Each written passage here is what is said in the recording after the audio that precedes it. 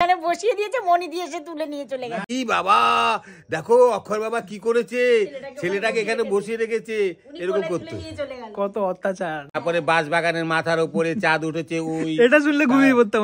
আমার মুড়ি খেতেই হবে। এই কি গো শেষ দান। বেজে গেছে এখন হচ্ছে 9টা 5। আর বাইরে যা ঠান্ডা, মানে আমি বাইরে থেকে এক্ষুনি জাস্ট আসলাম, একটু আগেই আসলাম। বাদাম চিট। আচ্ছা এই দেখো, আমরা এখন বসে আছি পুরনো ঘরে, ঠিক আছে? এটা আমাদের পুরনো ঘরটা, আগেই সবাই দেখেছো এই পুরনো ঘরটা, যারা পুরনো ব্লগ দেখো। আর একটু আগে জাস্ট চা খেলাম, ঠিক আছে? চা, তারপর মা খেলো মুড়ি। প্রতিদিন তো তোমার মুড়ি না খেলে হয় না। আমার মুড়ি খেতেই হবে একটু। হ্যাঁ, এটা তো বাঙালির ধর্ম, একদম মুড়ি খেতেই হবে। বাদাম চিট খা। হ্যাঁ, এই যে বাদাম চিটটা কালকে এনেছে, এটা কালকে এনেছে ইয়ে থেকে, তোমার শান্তিপুর থেকে এনেছে, ঠিক আছে? তো যাই হোক, শান্তিপুর থেকে এনেছো। একটু আগে আমরা আলোচনা করছিলাম বিয়ে ব্যাপারে, তাই তো? মানে এই নর্মাল আলোচনা জাস্ট হয়, যেগুলো আর কি ভাইয়ের বিয়ের ব্যাপারে, সবাই জানো ভাইয়ের বিয়ের ব্যাপারে সে আলোচনা হচ্ছিল। তোমার শাড়ি ঠাড়ির ব্যাপারে আলোচনা হচ্ছিল। মা বলছিল আবার যাবে শান্তিপুরে, আবার যাবা? আবার যাব। আমি আর যাবো না বাবা, অত দূরের রাস্তা আমার দ্বারা সম্ভব না। সত্যি কথা, মানে শান্তিপুর তো এখান থেকে এই মানে আমি রাসের সময় যাই, যা ভিড় হয়, সত্যি কথা। তুই যে কি করে এইরকম মানে এত ভিড় ভাট্টার মধ্যে যাতায়াত করিস, ওইটাই আমি কালকে গিয়ে ভাবলাম যে তোর এতে কত খাটুনি হয়। আমি তো রবিবার যাই না, তো রবিবার পড়ে না, তাও যে কোনো দিন হয়। ট্রেনে যেই ভিড়, আর যতটা দূর, 2 ঘন্টা 15 মিনিট মধ্যমগ্রাম থেকে, ওরে বাবা বিশাল আমার পক্ষে। তারপর আমি যে সকালবেলা বেরাই, তুমি বলো অত ভোরবেলা ও বেরায় জানো, চা খেয়ে চলে যায়। অত ভোরবেলা গিয়ে আবার ব্যাক করে। শুধু শান্তিপুর, দীঘা টিঘা গুলো তো যাই, সকালবেলা যাই। আমি আর যাবো না অত দূরের রাস্তা, আমার ভালো লাগে না। সত্যি অসুবিধা হয় তো, আমার অসুবিধা হয়। হ্যাঁ, মানে বাবার সবচেয়ে বড় ব্যাপার হচ্ছে সকালবেলা ঘুম থেকে উঠে পায়খানা বাথরুম হয় না, শুধু মুখ ধুয়ে চলে যাও, সত্যি কথা অসুবিধা হয়। এইবার রাস্তাঘাটে খাওয়া দাওয়া হয়, ঠিক আছে, রাস্তাঘাটে খাওয়া দাওয়া আমার কোনো অসুবিধা হয় না। বিষয়টা হচ্ছে ওইভাবে 2 ঘন্টা 15 মিনিট বসে থাকাটা আমার পক্ষে সম্ভব না। আমি তো কানে হেডফোন দিয়ে ঘুম। তুই তো তোর করতে দেখলাম যে তুই যে বসলি মাপলা জড়িয়ে, ব্যাস তোর ঘুম, সেটা তো আমি দেখলাম। হয়ে গেছে আমার। হ্যাঁ, সেটা তোমরাও তো ঘুমাচ্ছিলে। না আমরা ঘুমাচ্ছিলাম, চোখ বুজেছিলাম, আমি ঘুমাইনি, আমি চোখ বুজেছিলাম। আমার কাছে ভিডিও আছে, ঘুমাচ্ছিলাম না, চোখ বুজেছিলাম, ঘুমাইনি। ঘুম আমার একদম। যাই হোক, আমার তো যেতেই হবে, আমার যেহেতু ঘুরতেই হবে। তোমাদের একটা জিনিস বলি, আমার বাবা কিন্তু বেশ ভালো গান গাইতে পারে।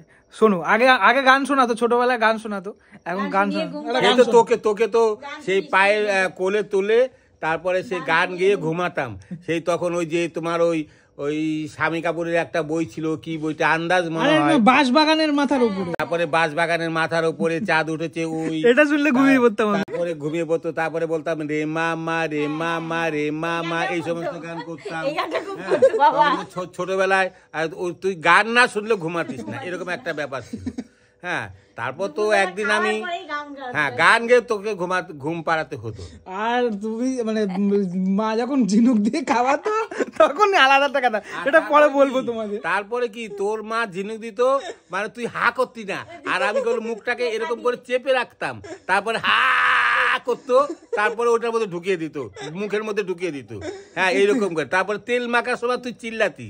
সেই আমি একদিন তো রাগ করে তোকে মাঠে বসিয়ে রেখে চলে এসেছি।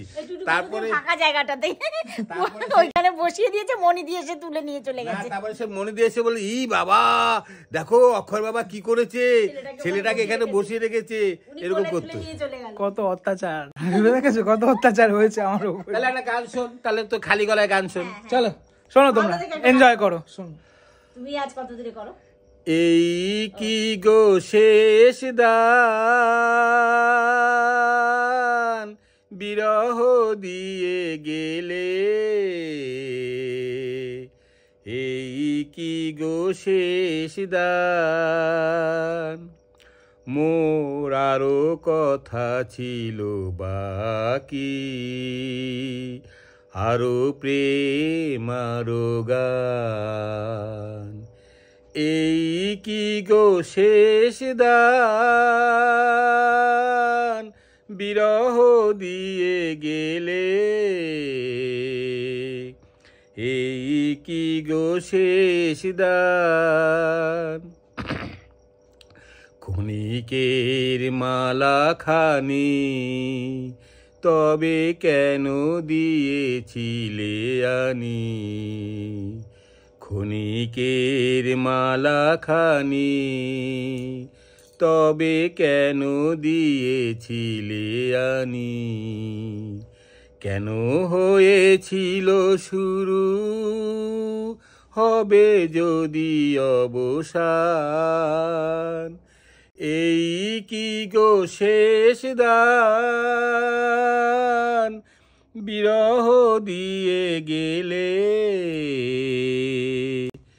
এই কি গো শেষ দান, যে পথে গিয়াছ তুমি আজ সেই পথে হায়, আমারও ভুবন হতে বসন্ত চলে যায়, হারানো দিনেরও লাগি প্রেম তবু রহে জাগি, নয়ন দুলিয়া ওঠে হৃদয়ের অভিমান,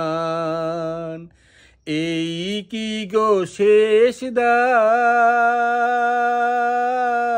বিরহ দিয়ে গেলে,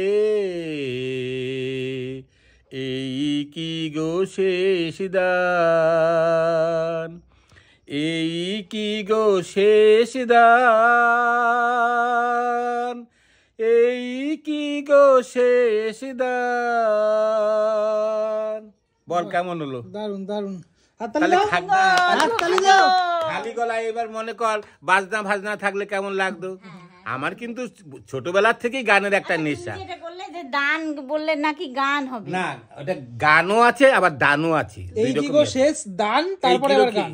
এই হ্যাঁ না না এই কি গো শেষ গান স্টার্টিং এ, এইগুলো শেষ গান, আবার কিছু কিছু গান আছে এই কি গো শেষ গান, হ্যাঁ সেটাও আছে। তা আমি এই কি গো শেষ গান দিয়ে স্টার্ট করলাম, এই হচ্ছে ব্যাপার। কোনো গান ফান কিন্তু শেখেনি, ঠিক আছে? এমনি না, আমি কোনো গান শিখিনি। আমি তখন তো আমাদের একটা সন্তোষ রেডিও ছিল, সন্তোষ কোম্পানির একটা রেডিও, তুই দেখেছিস কিনা আমার মনে নাই। আমি দেখেছি। সে তো দাদু লাস্টে আমাদের ঘরের থেকে সন্তোষ রেডিওটা নিয়ে গেল, তখন আমাদের ঘরে টিভি চলে এসছে। হ্যাঁ, আমি তখন বাজাতাম না। আর তখন ওই রেডিওতে গান শোনার আমার একটা অভ্যেস ছিল।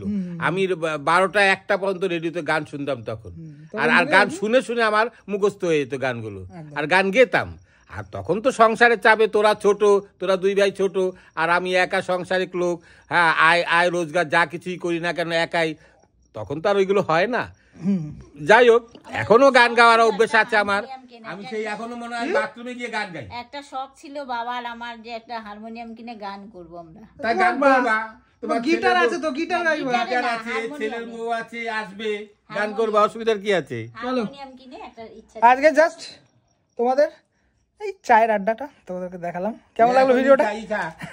বাদাম চিট খাবো। কেমন লাগলো ভিডিওটা বলো আমাকে। টাটা।